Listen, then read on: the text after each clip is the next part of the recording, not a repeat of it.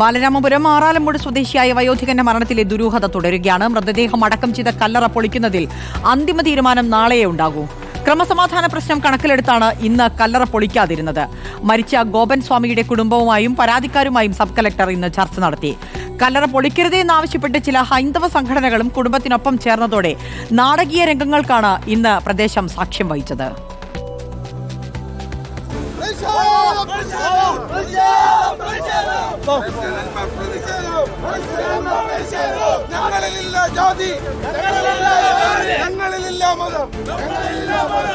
സമാധിയുടെ പേരിൽ അസാധാരണമായ നാടകീയ രംഗങ്ങളാണ് ഇന്ന് രാവിലെ മുതൽ ആറാലുമൂട കാവുംവിളാകത്ത് അരങ്ങേറിയത്. കല്ലറ പൊളിക്കാനെത്തിയ ഉദ്യോഗസ്ഥരെ കുടുംബം തടഞ്ഞു.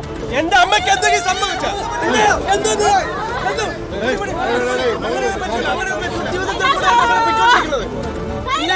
എന്റെ അച്ഛന്റെ പവിത്രത കളഞ്ഞിട്ട് നിങ്ങൾക്ക് എന്ത് കിട്ടും?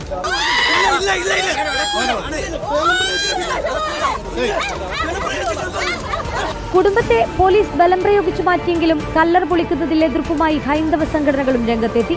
വിഷയത്തെ വർഗീയവൽക്കരിക്കാനുള്ള ശ്രമമെന്നാരോപിച്ച നാട്ടുകാരും രംഗത്തെത്തിയതോടെ സ്ഥിതി സംഘർഷത്തിലേക്ക് കടന്നു.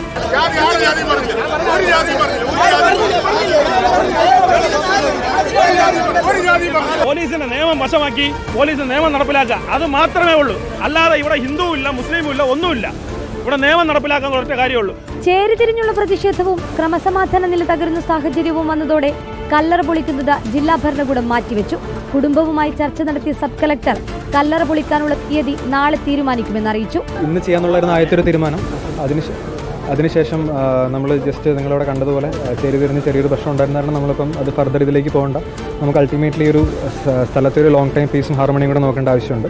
അപ്പോൾ വീണ്ടും നമ്മൾ അവരുടെ ഭാഗങ്ങളൊക്കെ കേട്ടിട്ടുണ്ട്. അപ്പം ഇതുമായിട്ട് മുന്നോട്ട് പോകേണ്ട ഒരു ആവശ്യത്തെക്കുറിച്ച് തന്നെയാണ് പോലീസും പറയുന്നത്. അപ്പം അതിൻ്റെ ഇതിൽ നമ്മൾ പുതിയൊരു ഡേറ്റ് നിശ്ചയിച്ചിട്ട് വീണ്ടും ഇതായിട്ട് മുന്നോട്ട് പോകും. മരണത്തിലെ ദുരൂഹത നീക്കി സത്യാവസ്ഥ പുറത്തെത്തിക്കാൻ കല്ലറ പൊളിക്കണമെന്ന ഉറച്ച നിലപാടിലാണ് ജില്ലാ ഭരണകൂടം. അടുത്ത ദിവസങ്ങളിൽ തന്നെ അതുണ്ടാകുമെന്നാണ് സൂചന. റിപ്പോർട്ടർ, തിരുവനന്തപുരം.